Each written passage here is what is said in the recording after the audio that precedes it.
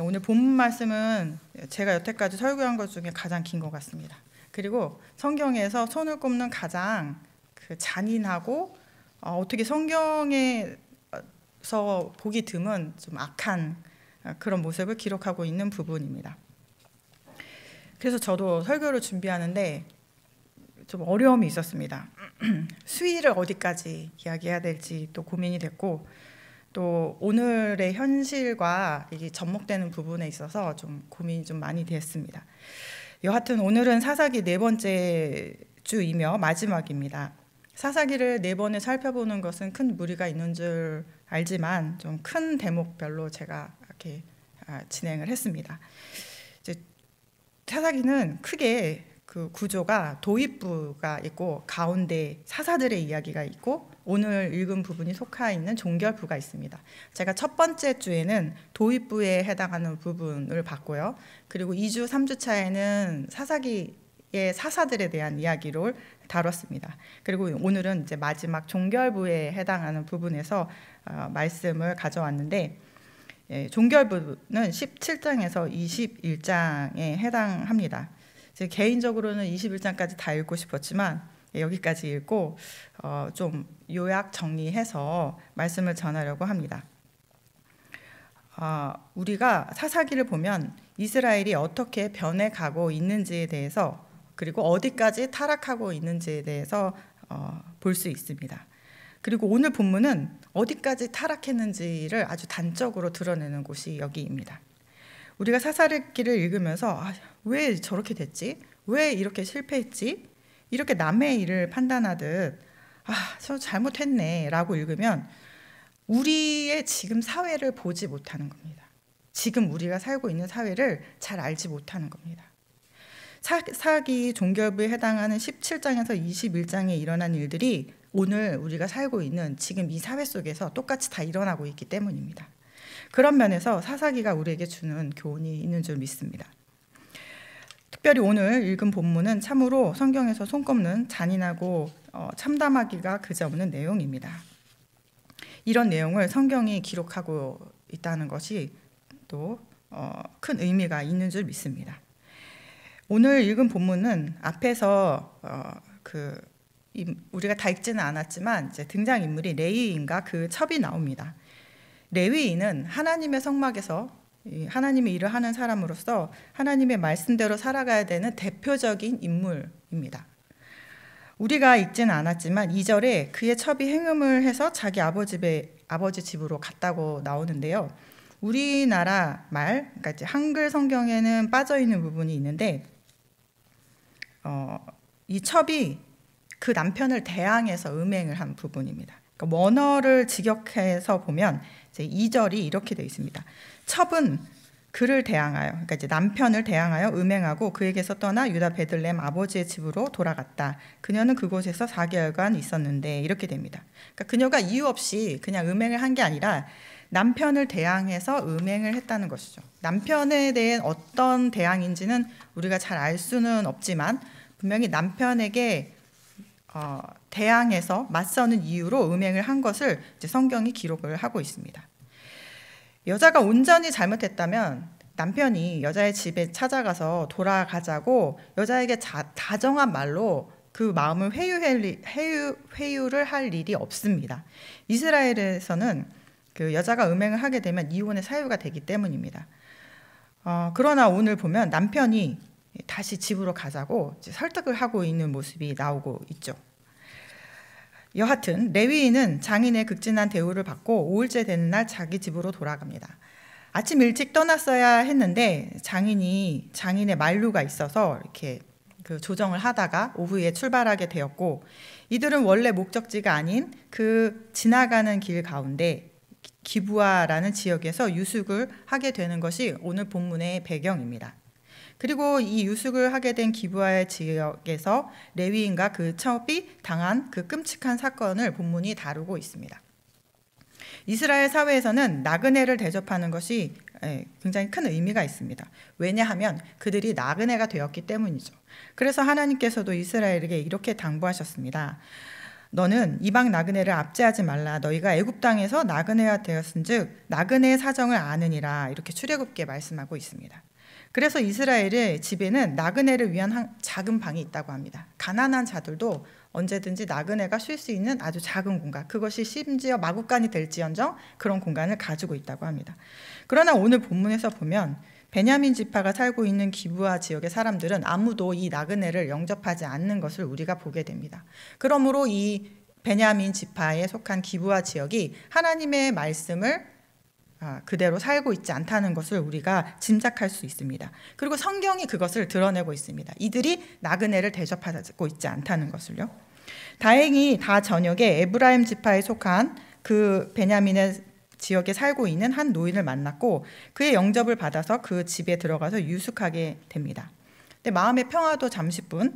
그들이 함께 식사를 할 때 그 지역에 불량배가 나타납니다. 그리고 그 노인의 집을 둘러싸게 되는데 이 노인의 집을 둘러쌌다는 것으로 봐서는 이들의 무리가 작지 않음을 우리에게 가르쳐주고 있죠.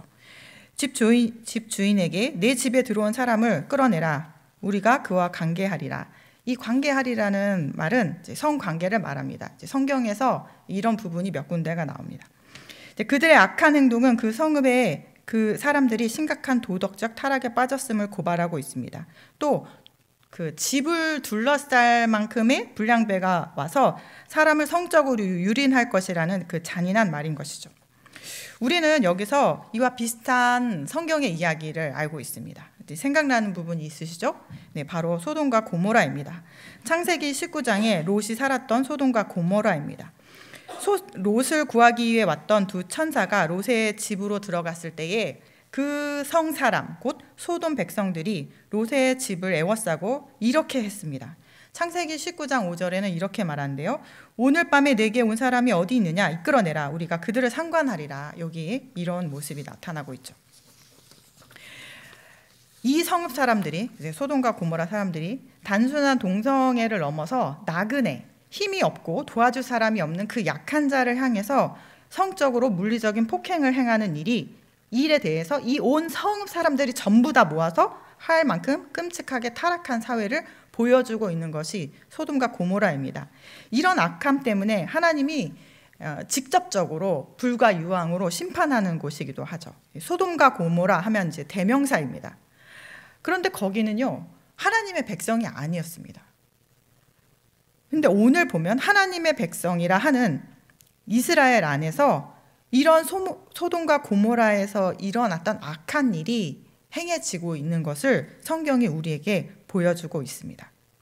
노인의 중재가 있었지만 허사로 돌아갔고 이 레위인은 자신에게 닥친 이 위급한 사태를 모면하기 위해서 자신의 첩을 강제로 붙잡아서 불량배들에게 내줍니다. 이제 붙잡아서 밖으로 끌어냈다라고 되어 있는 이 성경이 그 원어적인 표현으로 보면은 물리적으로 잡아서 그 여자가 몸부림침에도 불구하고 이제 밖으로 내보낸 것입니다. 이 부분에서 이 레위인의 사람됨이 알 수 있습니다. 이 레위인이라는 것은요, 그냥 사람이 아니고요, 하나님의 일을 하는 사람을 나타내는 대명사인 것이죠. 하나님의 일을 하는 사람조차도 이런 행동을 서슴지 않고 하고 있는 것입니다.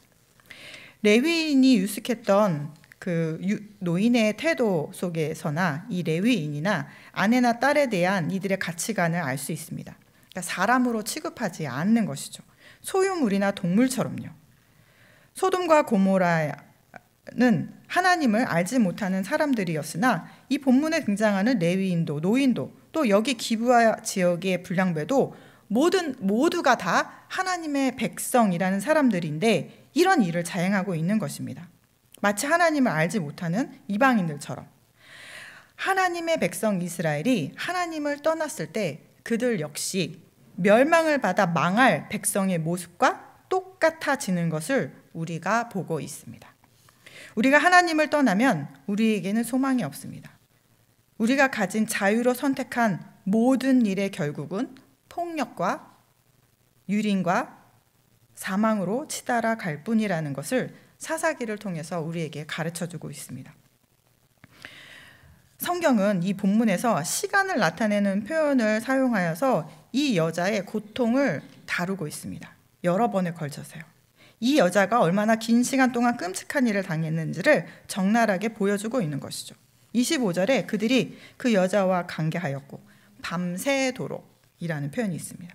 그 여자를 능욕하다가 새벽 미명까지. 이 여자는 그 집문을 두드릴 기력이 없어서 그 집 앞에서 그렇게 쓰러졌고 아침을 맞이하게 됩니다. 아침에 그의 남편이 여자를 찾으러 나온 것이 아니라 길을 떠나려고 나왔습니다. 그리고 집 문 앞에 엎어져 있는 여자를 보고는 하는 말이 떠나가자였습니다.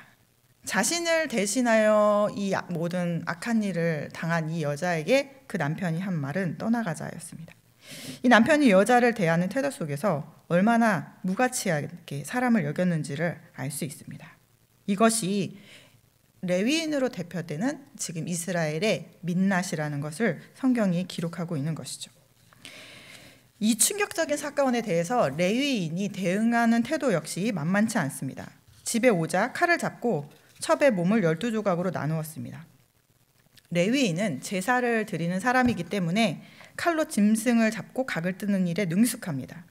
레위인은 자기가 당한 일의 복수를 위하여 자신에게 가장 익숙한 방식을 택하는데 이 여자의 시체를 잡고 재물을 다루듯이 각을 떠서 모든 이스라엘 지역으로 보낸 것이죠. 기브아의 베냐민 지파가 저지른 만행의 전모를 알리고 응징하기 위해서 그가 생각해낸 방법 역시 아주 자극적인 방법을 택하였습니다. 이렇게 이스라엘이 미스바에 모였습니다. 단에서 브에세바까지라는 표현은 이스라엘이 북에서 남까지 전 지역을 표현하는 말입니다. 이스라엘 연합군은 기브아에서 일어난 이 악한 일을 징계하기 위해 결의를 하고 베냐민 지파에게 통보를 합니다. 그게 이제 11절부터 13절의 말씀인데요. 이와 같이 이스라엘 모든 사람이 하나같이 합심하여 그 성읍을 치려고 모였더라. 이스라엘 지파들이 베냐민 온 지파에 사람을 보내어 두루 다니며 이르기를 너희 중에서 생긴 이 악행이 어찌 됨이냐. 그런즉 이제 기브아 사람들 곧 그 불량배들을 우리에게 넘겨주어서 우리가 그들을 죽여 이스라엘 중에서 악을 제거하여 버리게 하라. 하나 베냐민 자손이 그들의 형제 이스라엘 자손의 말을 듣지 아니하고. 이스라엘 연합군은 베냐민에게 무조건 치러 간 것이 아니라 그 악을 행한 불량배를 먼저 내놓으라고 제안을 합니다. 그러나 베냐민은 그 불량배를 넘겨주지 않습니다. 그리고 이스라엘 연합군과 싸움을 택하죠. 베냐민 지파가 이 불량배들을 넘겨주지 않았다는 데서 이 사회가 자정 능력이 없음을 우리에게 가르쳐주고 있습니다. 이 사회에 악한 일이 일어나고 하나님을 대적하는 일이 빈번히 저질러져도 그것을 묵인하는 사회가 되어버렸다는 것이죠. 더 나아가 공동체가 악을 제하는 일보다 자신들의 공동체의 이기주의로 똘똘 뭉쳐 있다는 것을 알 수 있습니다. 이제 정의와 공의 따위는 필요 없고 내 식구들, 내 지파가 중요하고 건들면 다 죽여버려가 돼버린 사회를 단적으로 드러내고 있는 것입니다. 하나님의 공의와 정의가 이스라엘에게서 사라진 것을 우리에게 나타내주고 있습니다. 이제는 이 본문 뒤쪽의 말씀입니다. 너무 내용이 길어서 제가 요약을 하면서 말씀을 드리려고 합니다. 이 이후에 이스라엘 연합군은 베냐민을 징벌합니다. 3번의 전쟁을 치르는데요. 첫 번째와 두 번째는 연합군이 실패를 합니다. 그리고 나서 하나님께 금식하고 울면서 기도한 후에 3번째 전쟁을 치를 때 하나님이 승리를 약속하셨습니다. 그런데 연합군이 베냐민을 징벌할 때의 태도가 문제가 됩니다. 이성을 잃은 폭군들처럼 모두 다 죽여버립니다. 전쟁을 하는 군사들뿐만 아니라 민간인 모두까지도 불살라버립니다. 그것이 20장 48절에 나오는데요. 이스라엘 사람이 베냐민 자손에게 돌아와 온 성읍과 가축과 만나는 자를 다 칼날로 치고 닥치는 성읍을 모두 불살랐더라.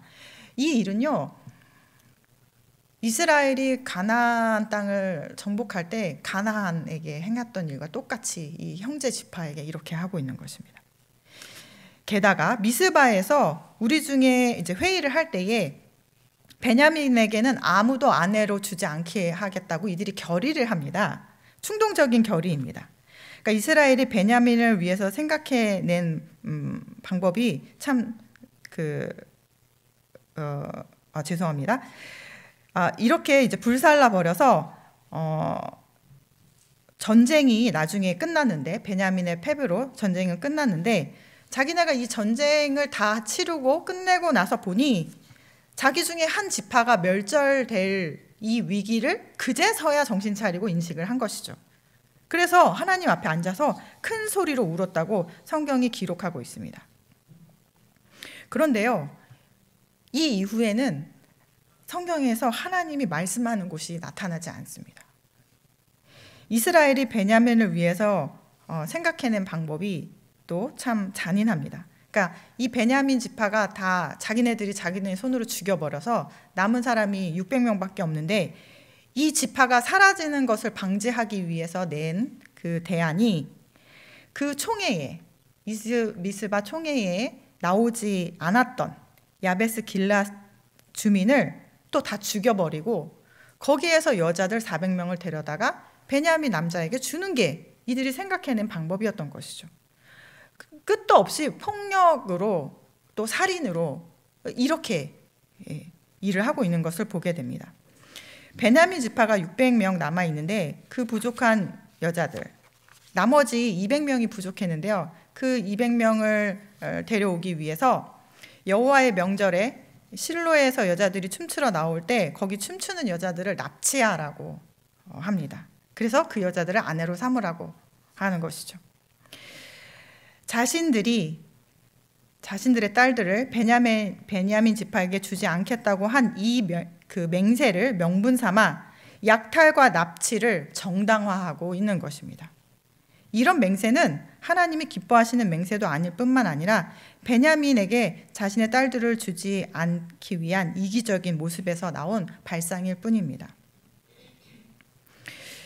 이 가정의 모습은 어떨까요?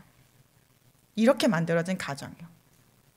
폭력과 납치로 맺어진 가정, 그리고 이것을 합리화하는 사회, 이 가정이 과연 평안이 있을까요? 참으로 참담합니다. 그런데요, 우리가 또 넓게 볼 부분이 하나가 있는데요. 사사기의 머릿말에 해당하는 그 앞부분에는요, 온니엘과 악사의 결혼이 나옵니다. 그러니까 하나님의 명령대로 땅을 점령하고 헤브론을 점령하고, 그리고 온니엘이 악사와 결혼하는 과정 중에 악사가 아버지께 저에게 복을 주십시오 라고 하면서 그 점령한 땅에서 적극적으로 복을 구하면서 살아가는 이 결혼에 대한 이야기가 나오거든요.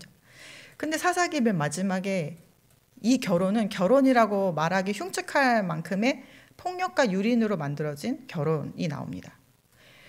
이것을 사사기를 통해서 하나님께서 극적으로 대조시키고 있다는 것이죠. 하나님의 말씀으로 복된 가정, 하나님을 떠나서 자신의 생각과 폭력으로 만들어진 가정이라고 말할 수 없는 이 결혼의 관계를요. 피와 상처로 얼룩진 가정들이요.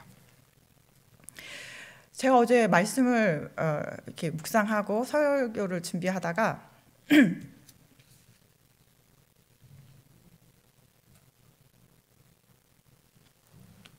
죄송합니다.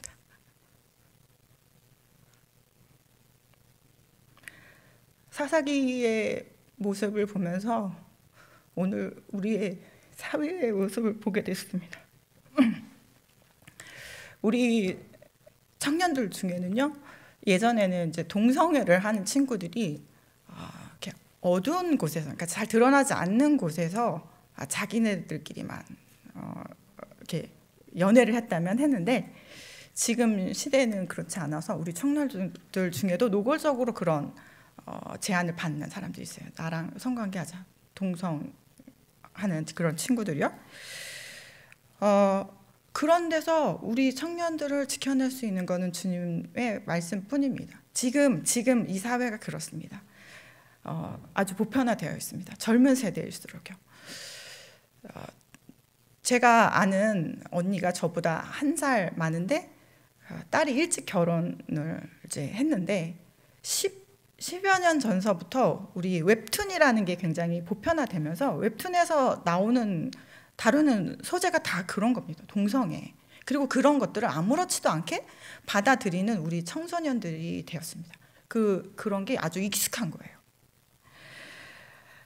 또 이런 것뿐만 아니라 제가 눈물이 났던 이유는 이 사사기를 준비하면서 제 안에 여태까지 들었던 우리 사회의 부조리하고 악하고 그 아픈 일들이 다 생각이 나가지고 운 겁니다. 제가 아까도 말씀드렸다시피 이 수위를 여기서 얼마만큼 조절해서 말할 수 있을까도 이제 고민이 되어 있는데, 제가 아는 분의 가정에는 자녀가 5명인데 오빠가 여동생을 집안에서 성폭행하는 일이 일어났습니다. 그래서 부모가 자기 아들을 고소하고 이걸 어떻게 중재해야 될지 몰라서 이런 아픔들이 있는 가정이었습니다. 하나님을 믿건 믿지 않건 간에 이 땅 가운데서 이런 일들이 구석구석에서 일어나고 있는 것이죠. 또 제가 아는 어떤 사모님은 지속적으로 어린 시절에 성추행을 같이 사는 사촌 오빠에게 한 집에서 살면서 당했는데, 그거를 이제 말하지 못하는 가운데에서 성장하면서 어떤 생각을 하게 됐냐면요, 내가 여자가 아니었으면 좋겠다, 이런 생각을 하게 된 거예요. 그러니까 내가 여자가 아니었으면 이런 일을 당하지 않았을 텐데 라는 생각을 하게 된 거예요. 이게 이제 인지의 왜곡인데요. 그러면서 이제 자기 성을 버리고 싶은 거예요. 남성이 되고 싶은 거예요. 이런 것들. 그런데 이거는요, 이런 인지의 왜곡이 이 자매님한테만 일어나는 일이 아니에요. 이 시대에 성폭행을 당해서, 성추행을 당해서 인지의 혼란이 생겨서 다른 성을 선택하는 젊은 사람들이 굉장히 많아요. 그 사람들의 안쪽을 들어가다 보면 그런 상처들이 있는 것이죠. 이 사모님이 그걸 너무 잘 아는 거예요. 자기는 하나님을 만났고 하나님 안에서 회복이 돼서 좋은 남편을 만나서 이것을 치유했는데, 그런 인지의 왜곡들이 동성과 폭력에 있는 사람들을 보면서 그 마음을 이해하는 거예요. 그래서 자기가 그런 사람들을 돕고 싶은 사람, 그런 사역을 하고 싶다라는 마음을 이제 내비치기도 했습니다. 이런 일들이 지금 이 땅 가운데 구석구석 여기저기서 일어나고 있다는 것이죠. 설교를 준비하는 가운데 사사기에 있는 이 일들이 오늘 이 사회의 여기저기서 보이지 않는 곳에서 일어나고 있고, 이 이야기들이 제 머릿속에서 다 한꺼번에 이렇게 몰려오는데 너무 마음이 아팠습니다. 깨어진 가정은 그냥 깨어진 것이 아니죠. 그리고 그것은 어떤 한 사람의 잘못이라고도 말할 수 없습니다. 우리는 사사기를 통해서 우리의 사회를 볼 줄 알아야 합니다. 나의 가정만 안전하고 나만 안전한 것이 아니라 우리의 사회가 어디로 가고 있는지를 봐야 합니다. 사사기가 이 이스라엘의 사회를 통해서 우리에게 말씀하시고자 하는 것이 그런 부분인 줄 압니다. 하나님을 떠난 이스라엘의 모습 속에서는 절망과 타락의 끝을 보게 됩니다. 이것을 성경이 기록하고 있는 이유는 우리에게 하나님이 없어서는 안 된다는 것을 말씀하는 부분이죠. 또 우리가 우리 사회를 위해서 기도해야 할 이유이기도 합니다. 그러나 성경이 사사기로 끝나지 않는다는 것은 참으로 은혜입니다. 여기에 또 우리의 소망이 있습니다. 하나님의 은혜의 손길은 남은 자를 붙잡고 계시고, 그리고 세월이 흘러 예수 그리스도를 우리에게 보내시기까지 쉬지 않고 계시다는 겁니다. 예수 그리스도를 통해서 우리에게 구원을 주신 그것으로 하나님의 사역이 멈춰 있는 것이 아니라 성령 하나님께서 계속해서 이 사회를 치유하시고 상처난 사람들을 회복하시고, 그 상처와 아픔 가운데 있는 사람을 회복해서 또 다른 사람들, 회복이 필요하고 상처가 나는 사람들을 위해서 사용하고 있는 이 역사는 지금도 계속되고 있다는 것을 우리가 알고 성경이 가르쳐주고 있습니다. 아까 제가 21장에는 더 이상 하나님이 아무 말씀도 하시지 않는다고 했잖아요. 이들이 금식하고 울어도 하나님 더 이상 말씀하시지 않는 모습 속에서 하나님의 마음을 보게 됩니다. 너무 아프고 할 말이 없는 하나님의 마음을 보게 되는 것이죠. 하나님이 이스라엘 연합군 내지는 베냐민 누구를 책망하는 것이 아니라 이 몽땅 이스라엘 내 백성이 망해가는 것을 보고 가슴 아파하고 계십니다. 또 한편으로는 이 사사기의 말씀을 통해서 이들이 하나님을 떠남으로 더 이상 다른 사람을 위해 희생하지 않으려는 것, 그리고 자기 자신이 그 고통을, 십자가를 함께 지려고 하지도 않는다는 모습을 보게 됩니다. 예수 그리스도께서 우리의 고통을 담당하셨습니다.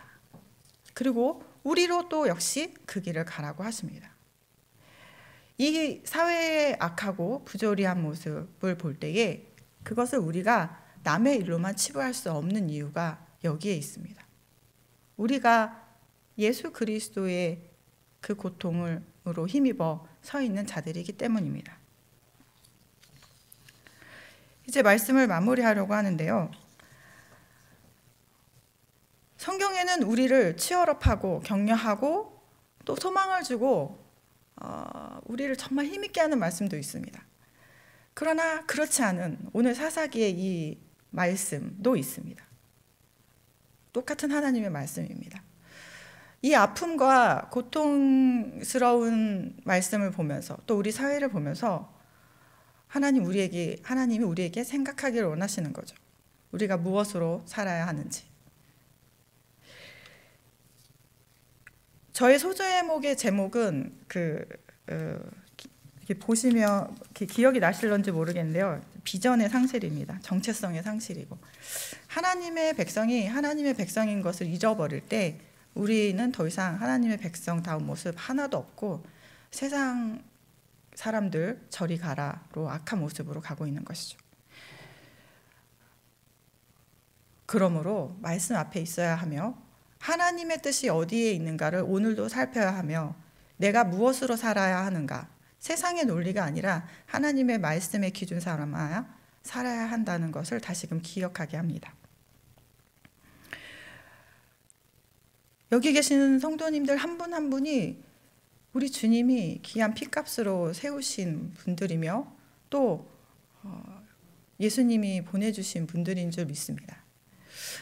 제가 경험한 이 아픈 이야기들만큼이나 우리 성도님들 각자의 상황 가운데, 여건 가운데서 아픈 일들 또 어려운 일들, 정말 고난을 겪고 계실 줄 믿습니다.